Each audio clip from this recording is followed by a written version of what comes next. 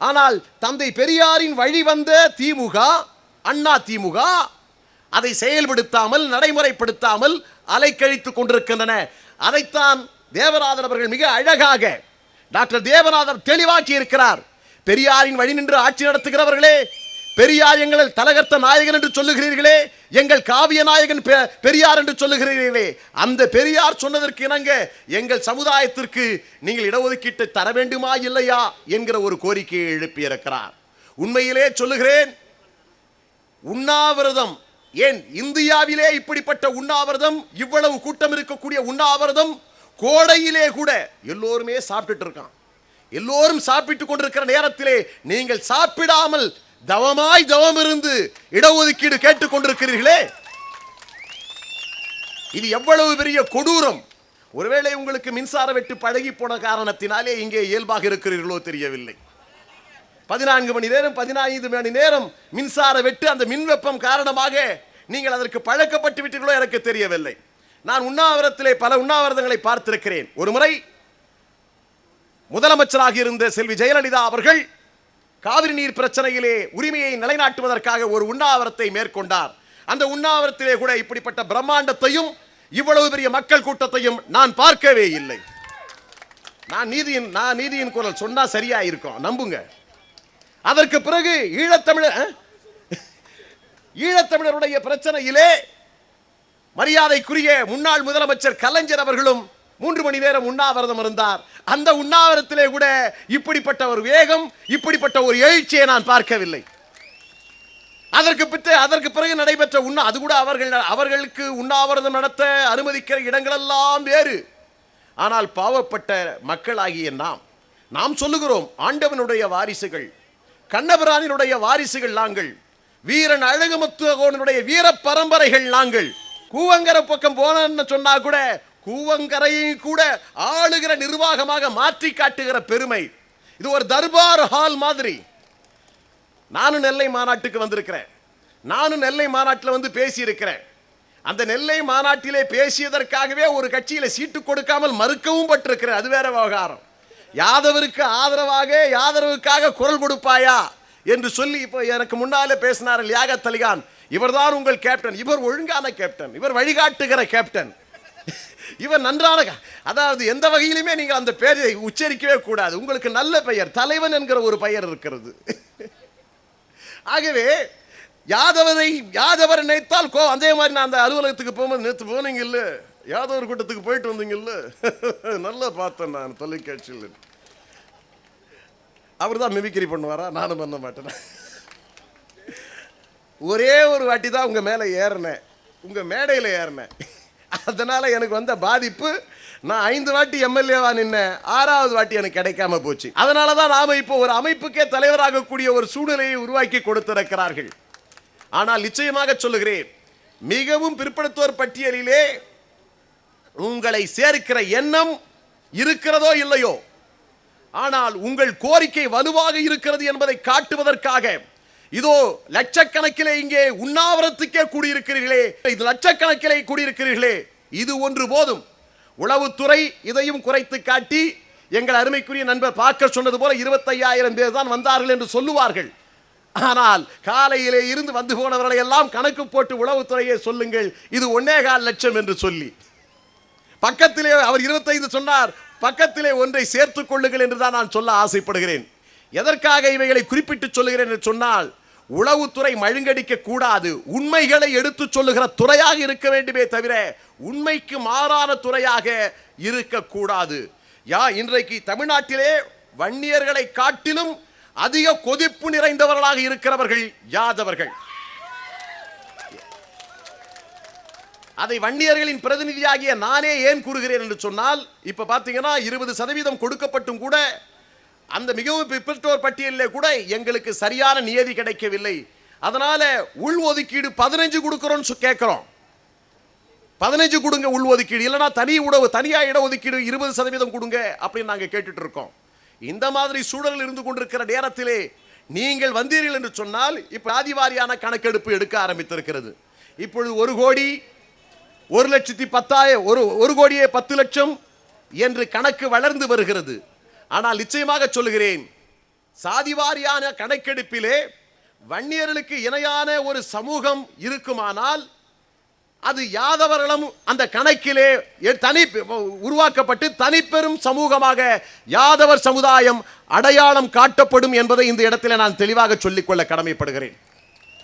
உண்மையிலேயே வீரன் அழகுமுத்துக்கோனுக்கு இந்த அளவிற்கு பெயர் கிடைத்திருக்கிறது என்று சொன்னால் அவர் யாதவர் குலத்திலே பிறந்ததற்காக மட்டுமல்ல, அவர் பெயரை பல பேர் உச்சரித்திருக்கிறார்கள். அரசு கூட பல முறை அவருக்கு விழா எடுக்கிறது. ஆனால் அதே நேரத்திலே வீரன் அழகுமுத்துக்கோனுக்கு சிலை திறந்த ஒரு சம்பவம் இருக்கிறதே, அது ஒரு மைல்கல், அது ஒரு வரலாற்று திருப்பு முனை. நான் கூட சமீபத்திலே கர்ணன் படத்தையும் வீரபாண்டி கட்டபொம்மன் படத்தையும் பார்க்கிற பொழுது சிவாஜி ஒரு நல்ல வாய்ப்பை இழந்து விட்டாரே. வீரன் அழகுமுத்துக்கோன் கதாபாத்திரத்திலே சிவாஜி கணேசன் நடித்திருந்தால் நிச்சயமாக வீரபாண்டி கட்டபொம்மனை கர்ணனை காட்டிலும் வீரன் அழகுமுத்துக்கோன் பாத்திரம் அல்லவா உயர்ந்து நிற்கும் என்று நான் கருதினேன். ஆனால் அதையெல்லாம் மறக்கடிக்கிற விதமாக, அதையெல்லாம் மாற்றி காட்டுகிற விதமாக நம்முடைய தலைவர் டாக்டர் தேவநாதன் யாதவ் அவர்கள் வீரன் அழகுமுத்துக்கோனுக்கு அரசு எடுக்கிற விழாவை காட்டிலும் 1000 மடங்கு உயர்வான விழா எடுத்து உலகத்திலே இப்படிப்பட்ட ஒரு சிலை ஒரு மாவீரனுக்கு, ஒரு பிரிட்டிஷ் ஏகாதிபத்தியத்தை உருவாக்கி காட்டிய ஆங்கிலேயனுக்கு எதிராக போராடிய முதல் போராட்ட வீரனுக்கு யாராலும் அமைத்து காட்டியிருக்க முடியாது என்கிற ஒரு சூழலை அந்த சமுதாயத்திலேயே உதித்த, அந்த சமுதாயத்தினுடைய வழிகாட்டியாக திகழக்கூடிய யாதவன் தேவநாதன் யாதவர்கள் உருவாக்கி காட்டியிருக்கிறார் என்று சொன்னால் சாதாரணமான விஷயம் அல்ல. இன்றைக்கு கையெழுத்து வேட்டை வேறு நடத்தியிருக்கிறார். அந்த கையெழுத்து வேட்டைகளை நான் பார்த்தேன். பாரபட்சம் இல்லாமல் எல்லா யாதவ தலைவர்களும் கையெழுத்து வேட்டை கையெழுத்து போட்டிருக்கிறார்கள். 1,00,000 கையெழுத்து என்று சொன்னார்கள். நான் சொன்னேன் 1,10,000 யாதவர்கள் இருக்கிறார்கள் சொன்ன அத்தனை பேர் கையெழுத்தையும் கொண்டு போய் கொடுத்தாலும் கூட இவர்களுக்கு நம்பிக்கை வராது. ஆக ஆர்ப்பாட்டம், போராட்டம், அதற்கு பிறகு இடி முழக்கம். பார்க்கர் குறிப்பிட்டு சொன்னது போல புழுகு கூட, மண் புழுகு கூட ஒரு காலத்துக்கு மேல பொறுமை எழும். ஆக இப்ப புழு மாதிரி இருக்கிற நாம் பொங்கி எழ போகிறோம், புல்லு மாதிரி இருக்கிற நாம் பொங்கி எழ போறோம். அப்பதான் சொல்ல போறாங்க, புல்லும் பாம்பென பொங்கு எழுந்ததோ யாதவர் படை புறப்பட்டதோ என்று சொல்லக்கூடிய அளவிற்கு, இந்த ஆட்சியாளர்கள் மிரளக்கூடிய அளவிற்கு உங்களுக்கு அரசியல் அதிகாரம், அந்த அரசியல் அதிகாரத்தை யாராலே பெற்றுக் கொடுக்க முடியும்? யாதவர்களுடைய அரசியல் அதிகாரம், வாழ்வுரிமை, எதிர்காலம், இதை அதிமுகவோ திமுகவோ காங்கிரஸோ இன்னும் பிற இயக்கங்களோ மீட்டுக் கொடுக்குமா? உங்களை கேட்கிறேன். இதுவரையிலே மீட்டுக் கொடுத்திருக்கிறார்களா? கூடியிருக்கிற உங்களை பார்த்து கேட்கிறேன், ஓங்கி குரல் கொடுங்கள். இதுவரையிலே எந்த அரசியல் கட்சிகளாவது உங்கள் உரிமைக்காக யாதவர் என்கிற வார்த்தையை உச்சரித்திருக்கிறார்களா? யாதவருடைய மேம்பாட்டிற்காக செயல்படுவோம் என்று சொல்லி இருக்கிறார்களா? சமூக நலத்துறையிலே ஆடு மாடுகள் கொடுக்கிறோம் என்று சொன்னார்களே, அந்த ஆடு மாடுகளை கூட யாதவர்களுக்கு வழங்க மறுக்கிறார்கள். இதுதானே இன்றைக்கு நிதர்சன உண்மை. ஒரு ஆடு மாடு கொடுக்காதவன் உங்களுக்கு கல்வியை கொடுப்பானா? ஒரு ஆட்டை கொடுக்காதவன், ஒரு மாட்டை கொடுக்காதவன் உங்களுக்கு அரசு வேலை வாய்ப்பை கொடுப்பானா? இங்கே இருக்கக்கூடிய தலைவர் தேவநாதனுக்கு எல்லாம் தெரியும். எம்பிசியிலே இடம்பெற்றாவிட்டால் மட்டும் எல்லாம் கிடைத்து விடுமா என்று சொன்னால் கிடைக்காது. ஆனால் அந்த எம்பிசியை கூட கொடுக்க மறுக்கிறீர்களே, அப்படி என்ன இழிந்த நிலையிலே இருக்கிறது எங்கள் குலம்? அப்படி கவனிக்கப்படாத நிலையிலே இருக்கிறது எங்களுடைய சமூகம் வைக்கப்பட்டிருக்கிற காரணத்தை கலைஞரும் சொல்லியாக வேண்டும், அம்மையார் ஜெயலலிதா அவர்களும் குறிப்பிட்டு சொல்லியாக வேண்டும். அப்படி சொல்லவில்லை என்று சொன்னால் இந்த சமுதாயம் உங்களை மன்னிக்கவே முடியாது. ஏன் இத்தனை ஆண்டு காலமாக எங்களை வஞ்சித்தீர்கள்? எதற்காக வஞ்சித்தீர்கள்? வஞ்சித்ததற்கான காரணத்தை எங்களுக்கு சொல்லுங்கள் என்று கேட்டால், இதோ இந்த வாட்டி சட்டமன்ற தேர்தலில் யாதவர்கள் 2 பேருக்கு வாய்ப்பு கொடுத்திருக்கிறாங்க. இந்த வாட்டி நாடாளுமன்ற தேர்தலில் ஒருத்தருக்கு வாய்ப்பு கொடுத்திருக்கிறேன். இதுதானே உங்கள் பதில் உரையாக இருக்கிறது? இதையா எதிர்பார்த்தது இந்த சமுதாயம்? இதற்காகவா கையேந்தி பிச்சை கேட்கிறது இந்த சமுதாயம்? இன்றைக்கு கை நீட்டி எங்களுக்கு இடஒதுக்கீடு கொடுங்கள் என்கிற இந்த சமுதாயத்தை அந்த சமுதாயம் கொடுக்கிற சமுதாயமாக மாற்றுவதற்காகத்தான் இந்த உண்ணாவிரத்தை இன்றைக்கு அருமை தலைவர் தேவநாதன் அவர்கள் ஏற்படுத்தி இருக்கிறார் என்று நான் கருதுகிறேன். அதனாலே தான் பல பேர் இன்றைக்கு உங்களை தேடி வந்து வாழ்த்துக்களை சொல்லுகிறார் என்று சொன்னால், எதிர்காலத்திலே யாதவர் சக்தி, தேவநாதன் அவருடைய சக்தி இந்த அரசியல் மாற்றத்திற்கு ஒரு காரணமாக அமைய போகிறது என்பதற்காக. ஆக யார் யாரெல்லாம் வரலாம் போகலாம், உங்களால் மட்டும்தான் இந்த சமுதாயத்திற்கு ஒரு விடியல் கிடைக்கும்.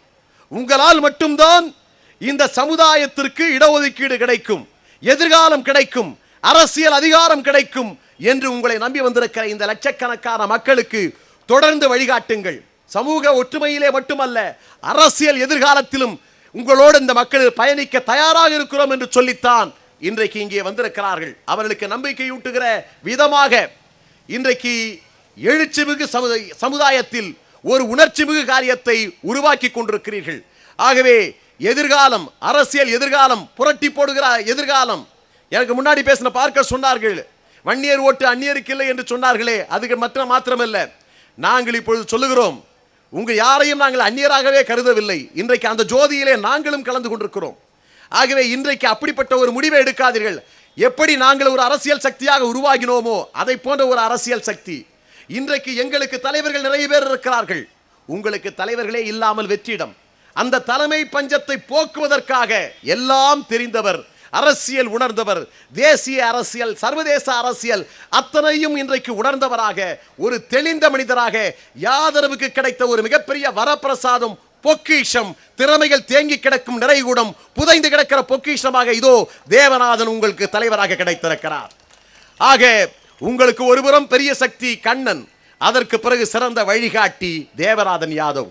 ஆக அவர்களுக்கு பக்கபலமாக என்றைக்குமே துணையாக இருக்கக்கூடிய இளைஞர்களாகிய நாங்கள் உங்கள் பக்கத்தில் இருக்கிற பொழுது மிகப்பெரிய சமூகமான வன்னியர் சமுதாயம் உங்கள் பக்கத்தில் இருக்கிறது.